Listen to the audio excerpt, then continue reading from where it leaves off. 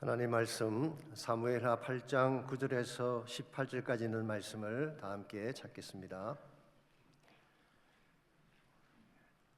구약성경 사무엘하 이렇게 계속 함께 묵상합니다. 오늘은 8장 9절에서 18절까지입니다. 한 절씩 교독합니다.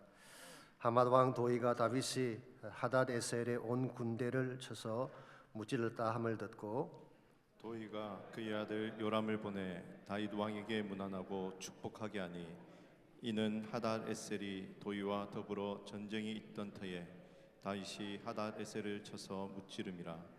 요람이 은그릇과 금그릇과 녹그릇을 가지고 온지라.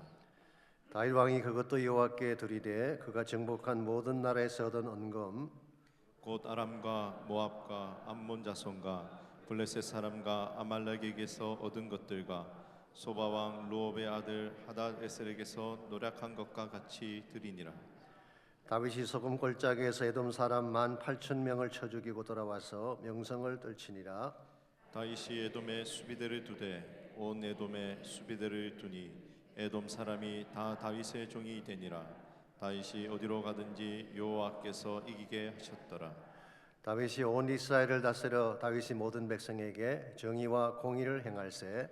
수르야의 아들 요압은 군사령관이 되고 아일루스의 아들 요사밧은 사관이 되고 야히도의 아들 사독과 아비아달의 아들 아히멜렉은 제사장이 되고 스라야는 서기관이 되고 요야다의 아들 버나야는 그레 사람과 블레 사람을 관할하고 다윗의 아들들은 대신들이 되니라.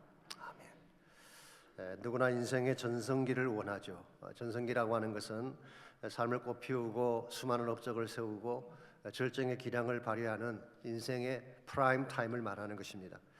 물론 전성기라고 하는 것이 인생사례만 적용되는 것은 아니죠. 국가나 민족에도 전성기가 있습니다. 로마 제국이나 몽골 제국이 전성기 때를 보십시오. 종횡무진으로 전 세계를 지배하지 않았습니까? 기업체에도 전성기가 있습니다. 예술이나 문화에도 전성기가 있죠. 그러나 정말 중요한 것은 내 삶의 전성기입니다. 내 인생의 전성기는 언제 찾아오는 것이며 어떻게 그것을 맞이할 수 있을 것인가? 이것이 우리 모두가 물어야 될 가장 중요한 질문일 것입니다. 보편적으로 사람들은 전성기라고 하는 것을 나이를 기준으로 가늠하려고 하는 경향이 있습니다만은 과연 나이가 전성기를 평가하는 기준이 될 수 있을까요? 물론 운동선수 같은 경우에는 나이가 중요한 팩터입니다. 그럴지라도 나이가 절대적인 것은 아닙니다. 예컨대 세계적 테니스 스타인 노박 조코비치 같은 경우를 보십시오. 지금 저분의 나이가 36살입니다. 운동선수로서는 저물어가는 나이죠. 그런데 자기보다 15살 아래의 20대 초반과 지금도 붙고 있습니다. 그런데 다 이겨요. 금년에만 3차례 그랜슬램을 차지했고 통산 24번에 걸쳐서 그랜슬램이라고 하는 메이저 대회 우승을 차지했습니다. 2024년도에는 4개의 그랜슬램과 올림픽 금메달까지 딸 가능성이 있다라고 전망을 하고 있습니다. 나이가 물론 중요하긴 하지만 나이가 전성기를 가늠하는 기준이 될 수는 없습니다. 환경이나 개인적인 재능도 전성기를 만드는 기준은 아닙니다.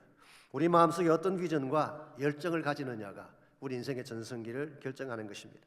특별히 하나님 안에서 품어야 될 바른 비전을 품고 하나님께서 부어주시는 열정으로 살아가게 된다면 우리의 나이가 어디까지 와 있건 우리의 상황이 어떠하든 상관하지 아니하고 지금이라도 인생의 전성기를 꽃피울 수가 있는 것입니다.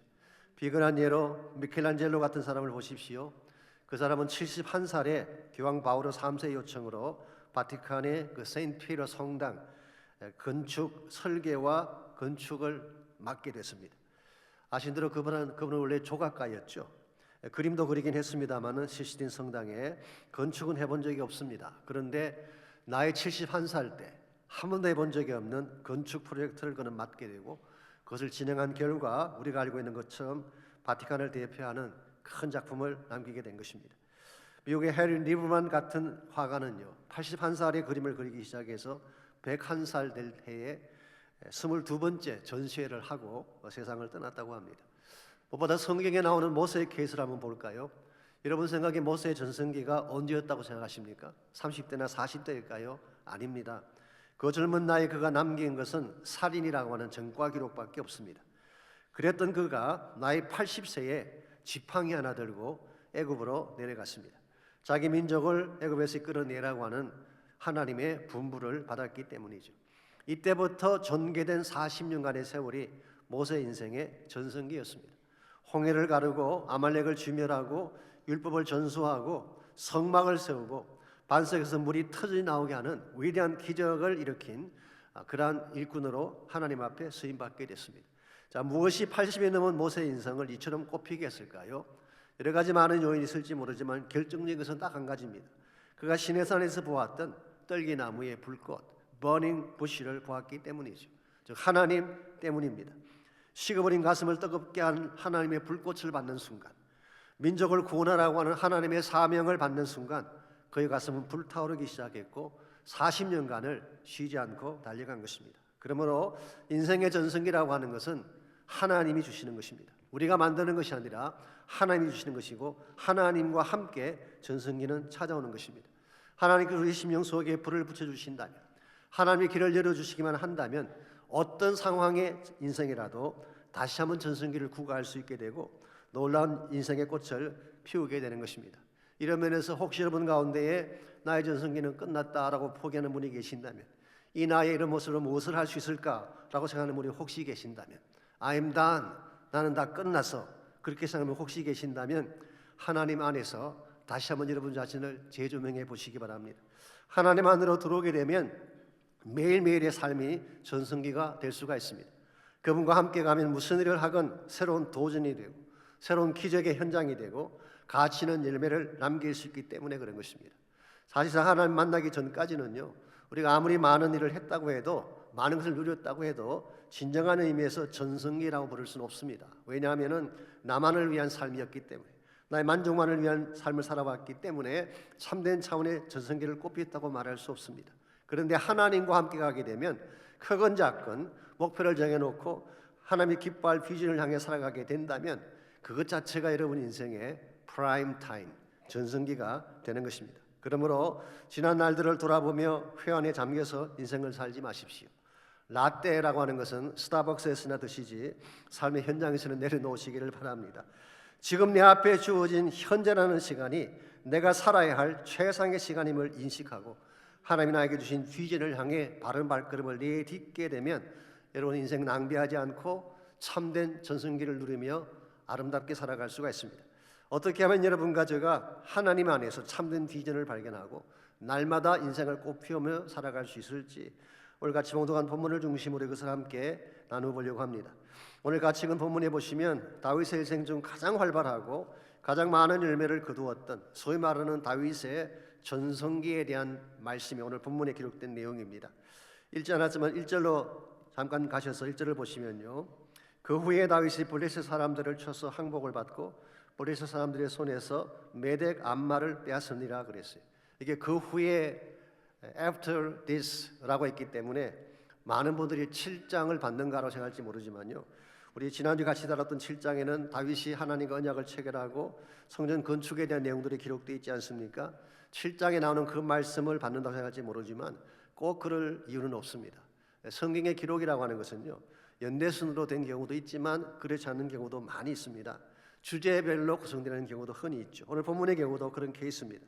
이 8장은 전체적으로 다윗의 전쟁 기록을 담고 있는 장입니다. 그러므로 이것은 다윗의 언약 이전에 다윗이 행했던 정복기를 총체적으로 소개하고 있다고 보는 것이 더 옳을 것입니다. 그래서 많은 성경 주석가들은요, 이 8장의 사건이 5장과 연결되어 있다고 보고 있습니다.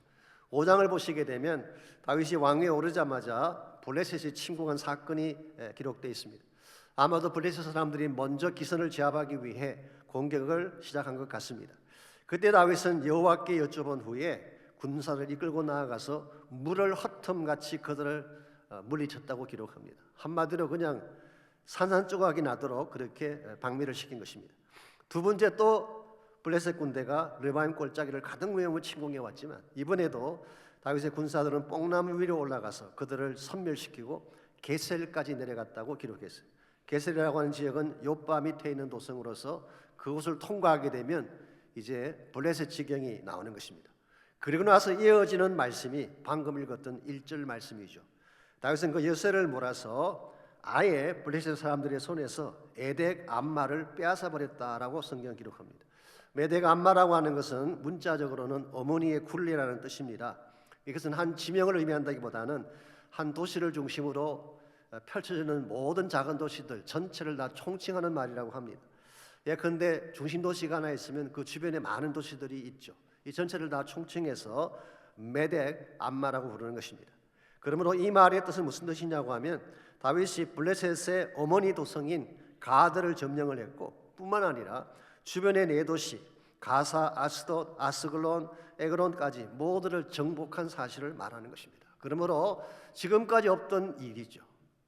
블레셋 본성 자체를 완전히 굴복시켜서 항복시킨 그런 일을 다윗이 한 것입니다. 2절을 보게 되면 모압을 쳤다고 했습니다. 모압은 요단강 너머에 있는 땅이죠. 그곳까지 나아가서 모압 사람들을 치되 줄로 재어서 2줄 길이 사람은 죽이고 1줄 길이 사람은 살려서 종으로 삼았다고 했습니다. 키가 큰 것이 항상 유리한 것은 아닌 것 같아요. 포로가 되었을 때 먼저 가는 수가 있기 때문에. 이 말의 의미는 실제로는 3분의 2는 죽이고 3분의 1은 살려주었다 그런 뜻이라고 합니다. 3절과 4절을 보시면은 소바 왕 하닷 에셀을 쳐서, 이 소바라는 지역은 다메섹 북쪽에 있는 아람 국가를 말하는 것입니다.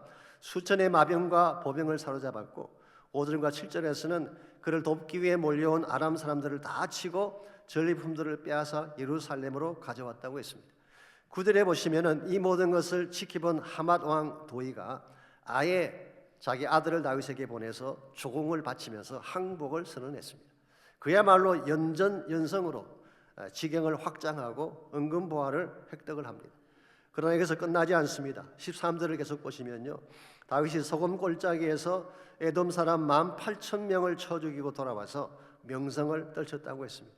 여기 소금 골짜기라고 하는 것은 사해 남쪽 아라바 광야의 소금 지역을 말하는데요, 여기서 에돔과 전투가 붙었는데 에돔 사람 18,000명을 쳐 죽이고 그 지역에 수비대를 세우므로, 이 수비대는 요새를 말합니다, 에돔 자체를 다윗의 속국으로 삼아버린 것입니다. 이것은 창세기 27장 39절에서 이삭이 예언한 장차 에돔이 이스라엘을 섬기게 되리라는 예언이 성취된 것을 의미합니다. 그 결과 다윗이 명성을 떨치니라. 영어 성경 보시게 되면 David became even more famous. 다윗의 명성이 갈수록 점점 커져갔다 그런 뜻이에요. 그래서 단순히 군사적인 차원을 넘어서서 통치자로서의 위상이 높아져 간 것을 말하는 것입니다. 한마디로 정리하면 다윗 인생의 전성기입니다.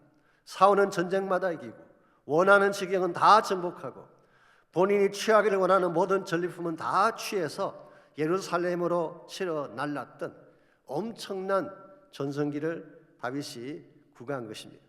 이와 같은 성성장구의 삶의 원인이 어디 있다고 생각하십니까? 다윗의 나이 때문일까요? I don't think so. 혹은 다윗이 가지고 있는 전술 능력이나 용맹함 때문이었을까요? 물론 그런 것도 완전히 배제할 수는 없겠지만 그것만으로 전성을 할 수는 없습니다. 전쟁마다 이길 수는 없습니다. 그러므로 더 근본적인 해답이 필요한데 그 해답이 14절에 소개가 되어 있습니다. 14절입니다. 다윗의 에돔의 수비대를 두되 온 에돔의 수비대를 두니 에돔 사람이 다 다윗의 종이 되니라. 그다음 말씀이 중요하죠. 다윗이 어디로 가든지 여호와께서 이기게 하셨더라. 다윗 승리의 근본 비결은 하나님과 함께 달렸기 때문에, 어디를 가든지 하나님이 동행했기 때문에 하나님이 직접 대적들을 물리쳐 주시고 앞길을 열어주시니 탄탄대로가 될 수밖에 없는 것입니다. 이것은 과거에도 마찬가지입니다. 다윗이 과거의 광야 생활을 할 때에 그가 승리한 이유가 뭔가요? 하나님과 같이 갔기 때문이에요. 골리앗을 맞이했을 때도 그 거구를 무너뜨릴 수 있었던 이유가 뭔가요? 하나님과 함께 했기 때문입니다. 사울에게 쫓겨서 죽음의 위기 앞에 섰을 때도 그가 승리한 근본 이유는 하나님이 함께 하셨기 때문에, 그러므로 아무리 연약하고 모든 것을 다 상실해도 하나님만 함께 달려가 주신다면 최악의 상황을 최상의 꽃을 피우는 전성기로 만들 수 있다고 하는 것이 다윗의 생애가 우리에게 보여주는 극명한 교훈이 아닐 수가 없습니다. 오늘 같은 삶도 마찬가지입니다. 주어진 환경 좋을 수도 있고 나쁠 수도 있습니다. 우리의 나이 젊을 수도 있고 나이가 들 수도 있습니다. 우리의 피지컬한 상태 건강할 수도 있고 조금 연약할 수도 있습니다. 우리에게 주어진 조건이나 환경이라고 하는 것은 항상 변화적인 것입니다. 일정하지가 않는 것입니다. 그러나 아무리 환경에 그러할지라도 여러분과 제가 하나님을 만나고 그분의 불꽃을 가슴에 담는 순간, 즉 성령과 말씀을 가슴에 담는 순간, 우리는 어디에 있든지 우리가 피울 수 있는 최상의 꽃이 되어서 하나님의 영광을 나타낼 수가 있는 것입니다. 그러므로 사랑하는 성도 여러분, 나이 탓하지 마십시오. 환경 탓하거나 험악한 세월 탓하지 말고 하나님 안에서 여러분 자신을 재발견하시기 바랍니다. 나를 향하신 하나님의 뜻이 무엇인지를 분명히 확인하고 어떻게 살면 하나님이 기뻐하실 삶을 살 수 있을까, 이렇게 관심 갖고 하나님께로 나가게 되면 하나님 여러분의 인생을 전성기가 되도록, 꽃피는 인생이 되도록 축복해 주십니다. 그러므로 이 아침 물어야 될 질문은 이것입니다. 우리 인생의 전성기, 우리 모두가 다 원하는 것인데 참으로 삶을 꽃피우는 이 전성기는 언제 찾아오는 것이며 어떻게 우리에게 주어지는 것일까요? 오늘 본문에 소개된 다윗의 케이스를 통해서 인생의 전성기가 언제 어떻게 오는지에 대해서 세 가지 차원에서 함께 정리해 보려고 합니다. 첫 번째로 인생을 꽃피게 할 전성기는 하나님이 주도할 때 오는 것입니다. 하나님께서 주도하시는 인생이 되면 반드시 그 인생은 전성기를 맞이하게 됩니다. 여러분, 우리 인생을 누가 주도하느냐가 참 중요하죠. 내가 주도하게 되면 편하긴 하지만 인생의 모든 것을 내가 책임져야 됩니다. 내 능력의 한계 가운데서 인생을 책임져야 되니까 나보다 더 큰 문제가 찾아오면 이겨낼 방법이 없습니다. 그런데 하나님이 내 인생을 주도한다면 스토리는 달라지죠. 하나님이 나를 대신해서 일하실 것이기 때문에 나의 한계, 나의 능력을 넘어서서 어떠한 문제든지 감당할 수 있도록 만들어 주실 것이기에, 그러므로 우리 인생에 하나님의 주도권을 가지고 하나님이 이끌기 시작할 때에 우리 삶이 참된 영광을 향해 나갈 수가 있는 것입니다. 오늘 본문을 보시게 되면 다윗은 처음부터 자신이 주도하는 삶을 내려놓고 하나님의 분부를 따라 살았던 사실을 성경이 소개하고 있습니다. 우리 읽지 않았지만 5장 19절을 보게 되면 다윗이 그의 전성기를 여는 첫 전쟁을 할 때 무엇을 했는지가 이렇게 기록이 되어 있습니다. 사무엘하 5장 19절입니다. 다윗이 여호와께 여쭈어 이르되 내가 블레셋 사람에게로 올라가리까 여호와께서 그들을 내 손에 넘기시겠나이까 하니 여호와께서 다윗에게 말씀하시되 올라가라 내가 반드시 블레셋 사람을 내 손에 넘기리라 하신대라. 다윗은 하나님께 먼저 여쭤봤어요. 하나님, 올라갈까요 말까요? 올라가면 이기겠습니까 지겠습니까? 다 여쭤봤어요. 그리고 하나님께서 오케이, 올라가라, 네가 반드시 이길 것이다 말씀하자 그 다음에 액션을 취합니다. 이게 사실은 지금까지 다윗이 살아왔던 컨시스턴트한 다윗 삶의 패턴이라고 할 수가 있습니다. 무슨 일을 하든지 먼저 혼자 결정하지 않습니다. 하나님께 여쭤보고 그분의 인도를 따라 행하면 하나님께서 앞장서 가셔서 먼저 길을 열어주시는 것입니다. 여러분 생각해 보십시오. 하나님이 앞장서서 길을 여시는데 막을 인생이 어디 있겠어요? 막을 문제가 어디 있겠어요? 모든 문제가 다 풀리고 어떤 대적이든 이겨낼 수가 있는 것입니다. 이런 측면에서 프랙티컬리 말씀드리자면 우리 인생의 전성기라고 하는 것은요, 기도할 때 찾아오는 것입니다. 기도하면 하나님이 일하기 시작합니다. 하나님이 일하시면 그것이 개인의 인생이건 교회이건 반드시 전성기가 찾아오는 거예요. D.L. 무디가 했던 유명한 말이 있습니다. 우리가 무덤을 꿇고 기도할 때 영적 전성기가 찾아온다. 모든 부흥이라고 하는 것은 축적된 기도의 응답일 뿐이다, 이런 말을 했어요. 기도가 모든 전성기를 가져오는 원동력이 된다는 거예요. 기도하게 되면 불 꺼진 교회에 성령의 불이 붙기 시작합니다. 기도하면 침체가 끊어지게 되고 다시 교회가 생기를 얻고 살아나게 되는 것입니다. 초대교회를 보시기 바랍니다. 그들은 기도에 관해 공부하거나 기도에 관한 세미나를 연 적이 없습니다. 실제로 기도했을 따름이에요. 그들은 질병에 관해 토론하거나 자녀의 미래에 대해 걱정하지 않았습니다. 기도로 질병을 추방하고 기도와 말씀으로 자녀를 양육했을 뿐입니다. 이건 저의 개인적인 말이 아니라 영국의 성경 번역가인 필립스가 1955년도에 번역한 사도행전 서문에 나오는 말을 제가 인용한 것입니다. 기도하면 교회가 살아납니다. 기도하면 질병이 떠나납니다.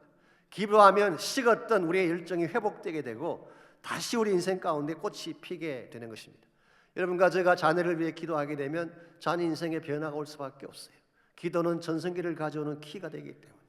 사무엘을 잘 아시지 않습니까? 사무엘만큼 위대한 선지자가 어디 있겠어요? 그런데 사무엘이 있기 전에 누가 있었을까요? 기도의 어머니 한나가 있었어요. 한나가 기도했던 그 기도가 사무엘의 앞날을 열어준 것입니다.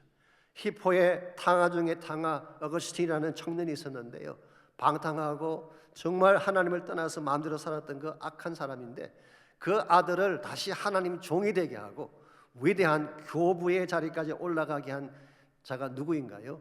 어머니 모니카였잖아요. 그의 기도가 자식의 앞길을 열어준 것입니다. 그러므로 여러분이 정말 여러분의 가정의 앞날이 열리기를 원하고 자녀의 앞날이 열리기를 원하고 여러분의 삶이 침체된 가운데서 다시 꽃피기를 소원한다면 기도하시기 바랍니다. 기도에 이끌려 살게 되면 그 결과 하나님 말씀을 따라 순종하며 살게 되면 우리 인생은 반드시 전성기를 맞이하게 되는 것입니다. 두 번째로 인생을 꽃피게 할 전성기는 동력자와 함께 갈 때입니다. 혼자 일하는 것이 아니라 동력자가 함께 갈 때에 우리 인생의 전성기가 찾아옵니다. 다윗의 전성기를 이룩했던 1차적인 원인은 물론 하나님이지만 하나님은 다윗에게 함께 동력할 수 있는 좋은 사람들을 붙여주셨어요. 그래서 오늘 15절에서 18절까지를 보게 되면 다윗이 혼자서 왕국을 세운 게 아닙니다. 다윗 혼자서 다윗의 왕국을 세운 것이 아니라 함께 옆에서 섬겼던 동력자들이 많이 있었어요. 오늘 15절에서 18절에 그 명단들이 나와 있는데요. 거기 보시게 되면 다윗이 정의와 공의를 행하는 좋은 왕이 되었다고 했는데요. 이와 같은 좋은 왕이 될 수 있도록 도왔던 사람들 16절부터 나옵니다. 스루야의 아들 요압은 군사령관이 되고 이 아힐롯의 아들 여호사밧은 사관이 되고 아히두베의 아들 사독과 아비아달의 아들 아히멜렉은 제사장이 되고 스라야는 서기관이 되고 여호야다의 아들 버나야는 그렛 사람과 블렛 사람을 관할하고 다윗의 아들들은 대신들이 되니라. 여기 보시면은 요압은 군사령관이 됐다고 했죠. 군사적인 면에서 굉장히 중요한 동력을 한 것입니다. 여호사밧은 사관이 되었다고 했습니다. 사관이라고 하는 것은 문서 기록자 혹은 히스토리안이라는 뜻입니다. 그리고 다윗을 도왔던 두 명의 대제사장이 있었는데요. 한 명은 사독이고 또 한 명은 아히멜렉이었어요. 사독은 기브온에서 제사장직을 수행을 했고 아히멜렉은 예루살렘에서 제사장직을 수행했습니다. 다윗의 영성을 도와줄 수 있는, 다윗이 영적으로 바로 설 수 있도록 기도해주고 도와줄 수 있는 가장 중요한 영적 동지가 바로 사독과 아히멜렉이었죠. 스가라는 서기관이 되었다고 했는데요. 이 서기관은 말은 스크라이브라는 뜻입니다. 말씀과 율법을 관리하는 직을 말합니다.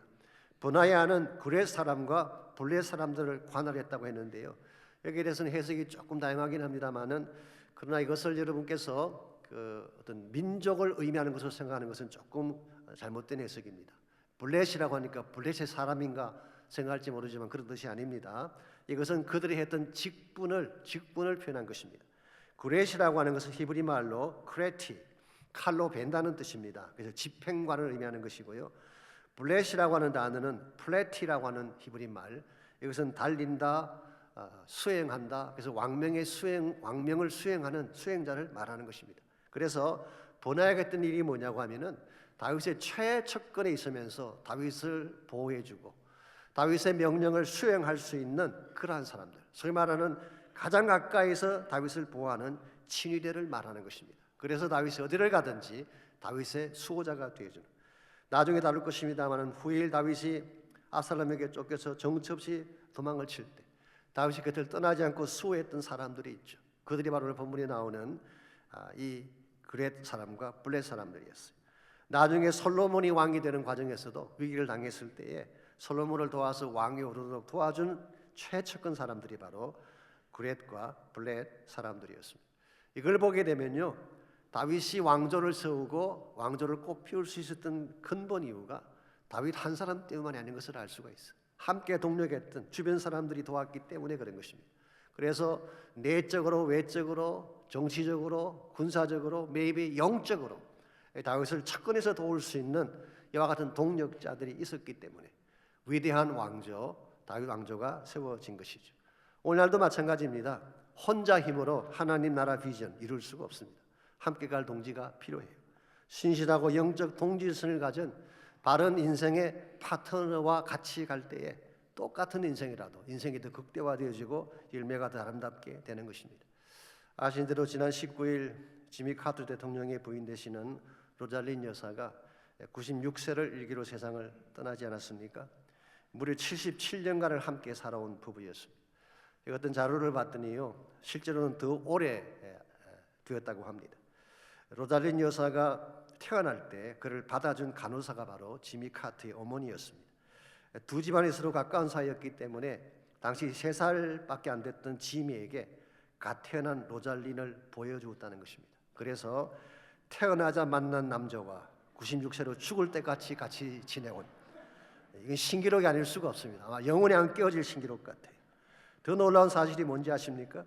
지미 카터를 오늘날 우리가 아는 위대한 인물로 만든 1등 공신이 바로 로잘린 여사였다는 사실입니다. 그녀는 정치적 해안이 뛰어났습니다. 국제 정세에 날카로웠고 선거 캠페인을 할 때 철목련이라는 별명을 붙여요. 이 스틸 매그놀리아, 철목련이라는 별명이 붙을 정도로 냉철하고 판단력이 뛰어난 것으로 알려져 있습니다. 모든 성공한 남편들은 훌륭한 아내가 있다고 합니다만은, 물론 제 뒤에도 한 분이 계십니다. 그레이스라고 계시지만 로잘린만큼 지미 카터 인생을 더 꽃피게 했던 주역은 없습니다. 그래서 만남이 중요한 거예요. 우리 인생에서 누가 누구를 만나느냐에 따라서 삶이 꽃필 수도 있고 반대로 시들어질 수도 있는 것입니다.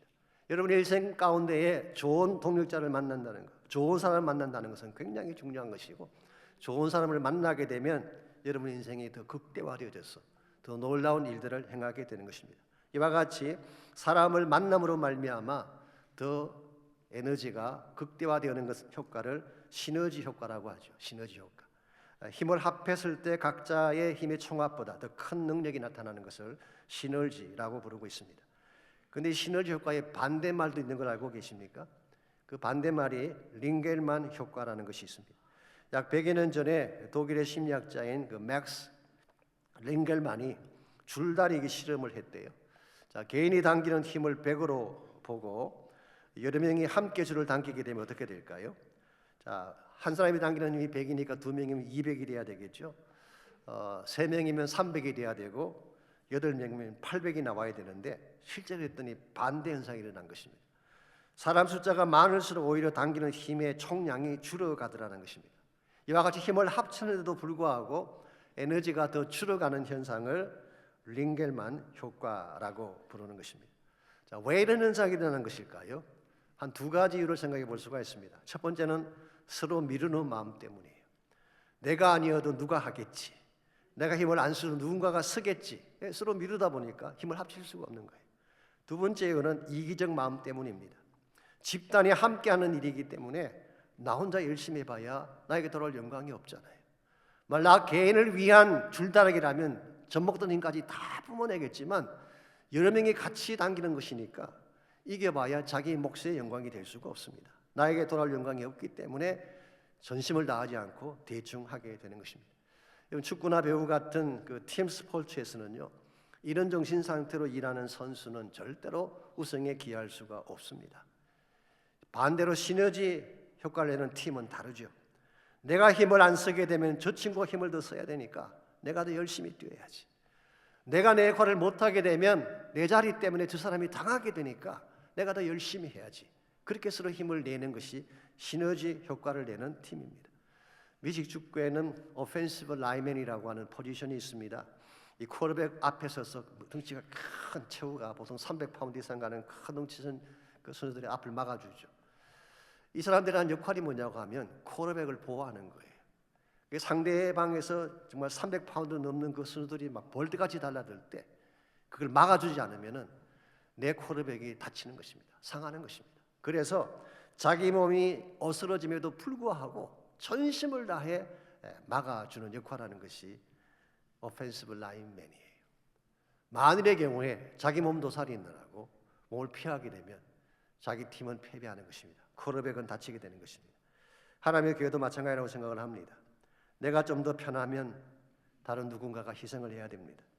내가 나의 위치를 지켜주지 않으면 누군가가 그 자리를 대신해야 하는 것입니다. 그럼에도 불구하고 나만 편하면 됐지, 나만 안전하게 살면 됐지, 그렇게 생각하며 신앙생활을 한다면 다른 사람의 아픔이나 피로를 외면한 채 나의 것만 챙기며 살아간다면 우린 그런 자를 결코 성숙하다고 말할 수 없습니다. 그러한 사람은 하나님의 나라에 선한 영향을 끼칠 수가 없을 것입니다. 그러므로 우리의 삶이 정말 아름다워지려면 나를 내려놓고라도 상대를 위해서라도 열심히 뛰어주는 삶이 필요해요. 그래서 바울은 로마서 12장 4절 5절에서 이런 말씀을 했습니다.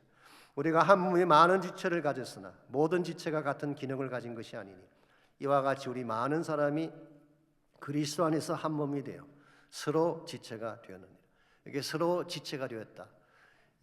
이게 중요한 표현이에요. belonging to one another. 서로 지체가 된 거예요. 각자 따로가 아닙니다. 서로 케어하고 서로 돌보고 서로의 니드를 채워주는 공동체. 이게 진정 성숙한 신앙 공동체의 모습이라는 것입니다. 이런 면에서 생각할 때 저는 개인적으로 여러분을 볼 때마다 참 감사할 마음이 많습니다. 지난 특세 때 잠깐 말씀을 드렸지만 제가 제 방에서 나와서 베란다길을 건너다가 한란 체인점만 보면 그렇게 마음이 기쁠 수가 없어요. 그게 차가 꽉 파킹해 있어요. 누구 차일까요? 저기 왜 성도님들의 차입니다. 5분 10분 걸어와야 되지만 내가 더 수고하면 다른 지체가 더 편하지 않을까. 그래서 그쪽에 가서 파킹하고 오시는 분들, 이게 진정한 차원에서의 동력의 스피릿이라고 할 수가 있죠. 이와 같은 스피릿을 가지고 하나님을 섬기고 하나님의 교회를 섬기게 된다면 교회는 더 건강해질 수밖에 없는 것입니다. 마지막 세 번째로 인생을 꽃피게 할 전성기는 삶의 목적이 분명할 때 주어지는 것입니다. 하나님께서 주도하시고 동력자도 필요하지만 내 삶의 목적이 클리어해야지 하나님이 기뻐하는 방향으로 바르게 나아갈 수가 있는 것입니다. 오늘 본문을 자세히 읽어보게 되면요, 다윗은 결코 성공을 위한 성공을 추구하지 않았다는 사실을 발견할 수가 있습니다. 두 가지 측면에서 그런데요, 첫 번째로 다윗은 모든 전리품을 하나님께 올려드렸어요. 자신의 만족이나 욕구 충족을 위해 챙기지 아니하고 하나님께 다 올려드렸어요. 11절에 보시면은 그가 전쟁터에서도 모든 전리품을 다윗 왕이 그것도 여호와께 드리되, 12절에서도 각 족속에서 가진 모든 전리품을 드리니라. 이걸 보게 되면 다윗이 전쟁을 했던 근본 목적은 자신의 욕구 충족을 위한 것이 아니었어요. 자신의 만족을 위한 것이 아니었습니다. 하나님의 뜻을 위한 것이었습니다. 두 번째로 다윗이 그토록 많은 전쟁에 승리했음에도 불구하고 성경 어느 곳에도 다윗이 자신을 위해 기념비를 세웠다는 기록이 나오지 않습니다. 기념비를 세우지 않았어요. 13절 이하에서 명성을 떨치니라 라고 하는 것을 어떤 분들은 기념비 세운 것이라고 주장하기도 하지만 그건 본문을 잘못 읽은 것입니다. 그 명성이 더 높아졌다는 의미이지 기념비하고는 상관이 없는 것입니다. 여러분, 사울 같은 경우는요, 작은 전투 하나 이겨놓고도 이기자마자 갈멜산에 올라가서 자신을 위한 기념비 세웠잖아요. 그 얄팍한 그 멘탈리티에 비교하면 얼마나 다윗의 모습이 아름답습니까? 수많은 전쟁을 승리하고도 그렇게 엄청난 전과를 거두고도 자기의 영광은 드러내지 아니하고 하나님의 영광만을 추구했던 다윗, 이러한 다윗이었기 때문에 하나님이 기뻐하신 거예요. 다윗의 마음속에는 다른 거 없었어요. 자기 자신도 없고 자기가 추구할 어떤 니드도 없고 자기 왕국이라고 하는 왕권에 대한 어떤 권세에 대한 욕심이 있는 것도 아니고 다윗의 마음 전체를 총 차지하고 있었던 것은 한 분밖에 없어요. 하나님이란 이름밖에 없었어요. 하나님이 기뻐하시는 일이라면, 그분의 나라를 세우는 일이라면, 나의 목적이 아니라 the kingdom of God, 하나님의 킹덤을 세우기 위한 것이라면 나는 무엇이건 하겠다고 하는 것이 다윗이었기 때문에 하나님 그래서 다윗을 사용해 주신 거예요. 그래서 다윗은 시편 16편 2절에서 뭐라고 고백했습니까? 주밖에는 나의 복이 없나이다 고백했어요. 시편 27편 4절에서 이렇게 고백합니다. 내가 여호와께 바라는 한 가지 일, 그것을 구하리니 그건 내가 내 평생의 여호와의 집에 살면서 여호와의 아름다움을 바라보며 그의 성전에서 사모하는 그것이라고 했어요. 다윗이 일평생을 살면서 하나님께 가졌던 간절한 소원은 딱 한 가지래요. 여호와의 집에 거하면서 하나님 한 분 바라보고 그 아름다움 속에 잠겨서 종일토록 그분을 찬양하며 사는 삶. 다윗의 인생의 목적은 하나님이었어요. 하나님 자체가 목적이요 최대 가치였기 때문에 하나님 외에 다른 것은 바라지 않았던 다윗. 이와 같은 다윗이기 때문에 하나님은 그를 통해 가장 위대한 왕국을 세우게 하셨고 장차 그를 통해 메시아께서 오시게 하심으로 영원한 하나님 나라를 세우게 하신 것입니다. 여러분과 제 삶이 어떤 환경에 있든지 우리 환경의 조건이 중요한 게 아닙니다. 강할 수도 있고 연약할 수도 있겠죠. 나이가 들 수도 있고 나이가 젊을 수도 있겠죠. 내 뜻대로 모든 것이 이루어질 수도 있고 이루어지지 않을 수도 있겠죠. 그러나 중요한 것은 내 마음속에 하나님의 비전을 품는 것입니다. 하나님의 가슴을 품는 것입니다. 그리고 그분의 목적을 위해 나를 드리게 되면 하나님이 나를 통해 영광된 일들을 행하여 주십니다. 여러분, 헐리우드 배우 중에 가장 아름답고 숭고한 삶을 살았던 배우를 꼽으라고 한다면 누구를 꼽으시겠어요? 많은 분들이 오드리 헵번을 꼽고 있습니다. 아신 대로 이분은 1953년도에 로마의 휴일이라고 하는 그 영화에서 앤 공주 역을 연기하면서 세계적인 스타가 됐습니다. 영화 속 그녀의 의상과 헤어스타일이 선풍적인 인기를 끌고요. 그 작품 하나로 그 해에 아카데미 여우주연상을 수상하게 되죠. 그 이후에 티파니에서의 아침을, 마이 페어 레이디, 전쟁과 평화 등 주옥 같은 영화에 출연하면서 최고의 스타가 되었던 사람이 오드리 헵번이었습니다. 누가 봐도 이 시기가 그녀의 전성기 같지 않습니까? 가장 빛나고 가장 아름답고 가장 인기가 높았던 것이죠. 그런데 막상 그녀의 생각은 달랐어요. 그녀가 우리에게 보여준 인생의 전성기는 1988년부터였다고 합니다. 그분이 나이 58세 때던 해. 그 해에 이분은 처음으로 유니세프의 친선 대사로 위촉을 받고 이디오피아를 방문을 했습니다. 그때 그곳에서 먹지 못해 죽어가는 수많은 아이들의 모습을 보게 됐어요. 그리고 죽은 아이들을 쇼핑백 같은 자루에 담아서 땅으로 던지는 장면을 바라보며 그는 결심합니다. 나의 남은 생에 만일 내가 할 수 있는 어떤 가능성이라도 있다면 다 동원해서 저 어린아이들을 살리는 일에 헌신하리라. 그렇게 생각을 하고 그런 남은 평생 유니세프의 친선 대사로 살아갔어요. 그는 그렇게 고백했습니다. 이 친선 대사직을 The greatest role I had in my whole life. 내가 일평생 동안 맡았던 배역 중에 가장 큰 배역이 있다라고 고백을 했어요. 그리고 문자 그대로 그녀는 수많은 곳을 방문합니다. 수단, 이디오피아, 방글라데시, 엘살바도르 50곳 이상을 방문을 하고 친선 대사가 되면 사례가 얼마인지 아십니까? 1년에 $1예요. 자기 사무실도 없습니다. 외지를 다니면서 척박한 곳에서 잠자며 생활해야 돼요. 그런 탓인지 1992년 9월에 직장암에 걸립니다. 통증 때문에 진통제를 맞아가면서도 그는 소말리아를 방문하고 마지막까지 구호 사역을 했어요.